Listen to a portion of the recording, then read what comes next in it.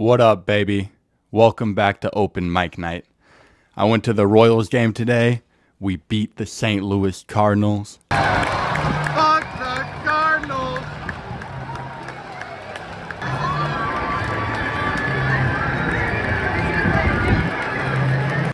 And we snuck in little bottles of liquor and poured them into our soda. So it was a pretty good day.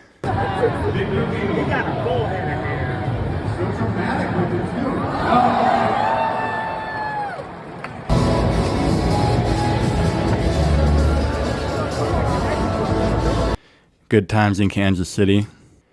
I just got an interesting email a few days ago. I'm hoping it's good news. It sounds promising. I'm waiting to hear back with more details, but he says he's going to give me $1,000 and he loves my YouTube channel. So big things are coming. I also got a fortune cookie yesterday that said, all of my hard work will pay off on Thursday. I've never gotten such a specific fortune, so I hope it pays off. I think maybe Open Mic Night is going to the moon on Thursday. That's what the fortune cookie leads me to believe. But we're going to keep going either way. There's a lot of false promises in this business. You think you're about to make a breakthrough and then nothing happens. But hopefully we're about to break through for real. Anyways, tonight we are going to an open mic at Jerry's Bait Shop. It's out in Kansas, about a 20-minute drive. Should be a good time. I'm going to sit down, write some jokes. Dear comedy gods, please help me write some hilarious jokes so that people will laugh and have a good time.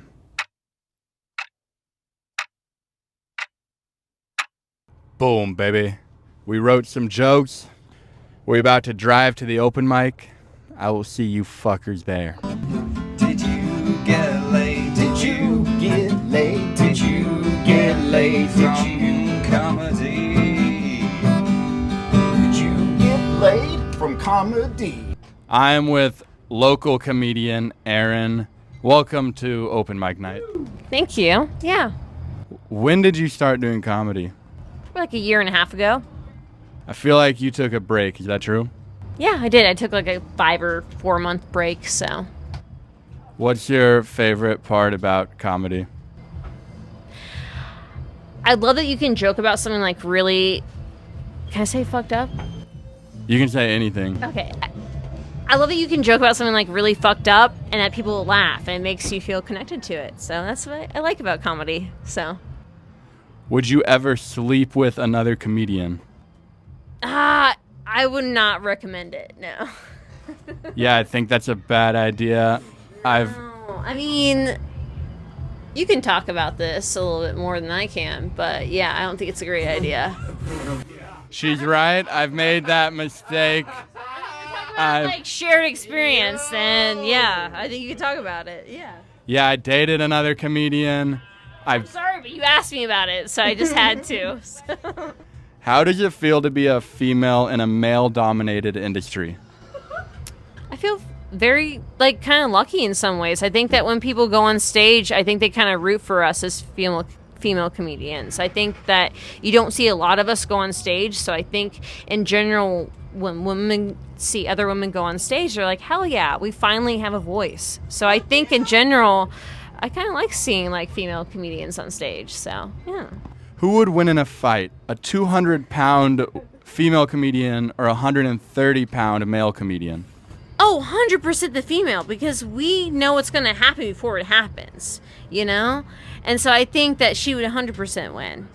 Is there another answer? Should I have not answered it? No, I feel like a lot of women think that if they fought a man, they would just go for the balls. But I think they don't understand how like hard that's like we protect that and we flinch and stuff. Yeah. I did not think you were going to ask me about that, but yeah. All right. What is the fastest animal? A cheetah. It's the peregrine falcon. What do you do for work? I work at a storage company. Yeah. Exciting. Are you blue collar or white collar? Is there a light blue collar? Are your hands soft or rough? I don't fucking know. Let me feel them. Oh, she's got a little bit of calluses. Thank you. We got some blue collar worker. Thank you. I try. Any question you want me to ask? Ooh, let's see.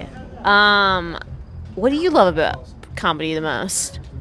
What do you love about comedy the most? I'm saying you. Like I'm asking you, actually. Yeah. What do you like?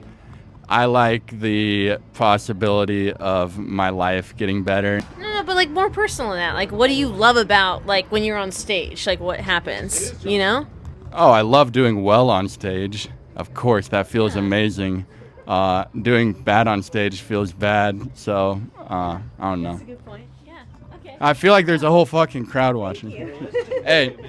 Can I be Sweet. done or no? Yeah, we're done. But first, let's shout you out. You got Instagram? I do. What is- Erez- I don't know what the fuck it is. Erez KC. It's Erez KC. Shout out. Yeah, I need to actually post stuff, but I haven't posted stuff. So. Guys, coming up next, I have the very funny Michael Blake. Boom, baby. We just got done with the open mic. It was a good time, dude. Pretty good open mic. There were like 20 comedians, a few audience members. Right before I went on stage, the microphone like glitched out and it started making a really loud noise. Oh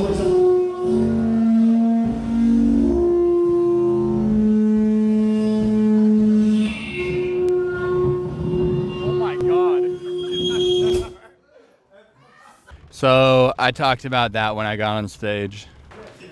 I'm scared to come up here now. I thought I was dead for a second. Did anyone else think we were all blowing up together? Hey, give it up for Keith. My Negro amigo. Hey, that's not racist. That's Spanish for black friend, okay? It's not racist. And then I talked about my job. I work at a moving company. I help people move furniture from their old house to their new house. The other day, I helped a gay guy move, and he tipped me $150. Yeah, gay people tip really well. That's why I decided to stop tipping. I don't want people to think I'm fucking gay. On the contrary, lesbians don't tip very well at all. And that doesn't make sense because, you know, I would expect to get shafted by a gay dude, but not a lesbian because of the shaft. And then I talked about a true story that happened at the bar last night about a Cardinals fan. I tried to pick a fight with a Cardinals fan last night. Yeah, I was at the bar and I went up to a guy in a Cardinals jersey. I said, "Fuck the Cardinals, pussy." And he was like, "What?" And I was like, "Fuck the Cardinals, pussy." And then he said, "Why did you say that?" And I was not ready for that comeback. I was like, "Why did I say that?" I think it goes back to my childhood.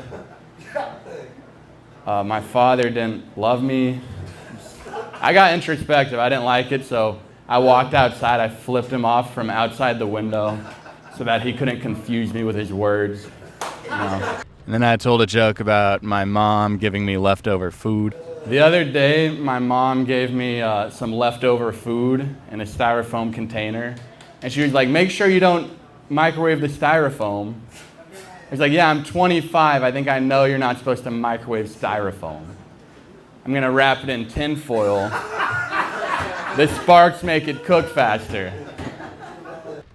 And then I told a story from my childhood about the time the Chiefs mascot came to talk to my school. When I was in grade school, we had Casey Wolf, the Chiefs mascot. He came and talked to our entire school. And it was really exciting when he ran out there, but then he took off his mascot costume, and he was just like a weird guy.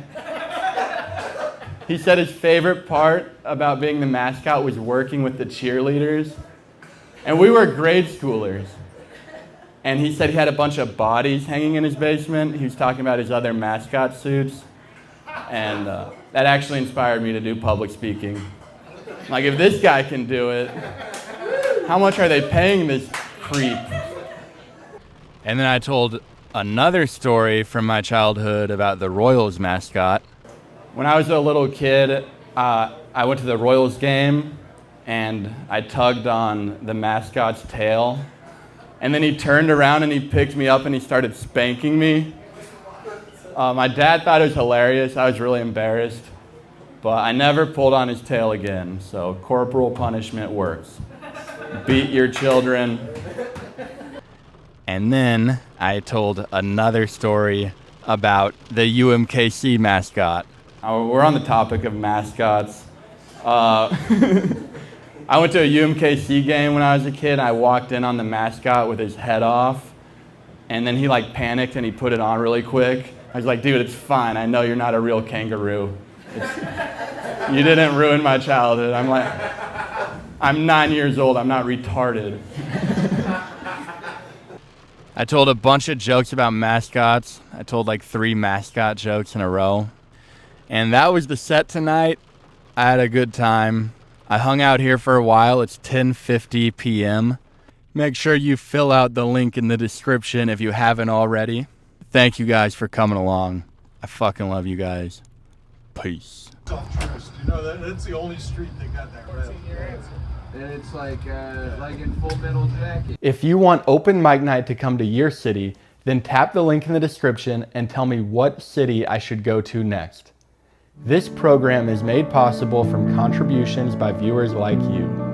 Thank you.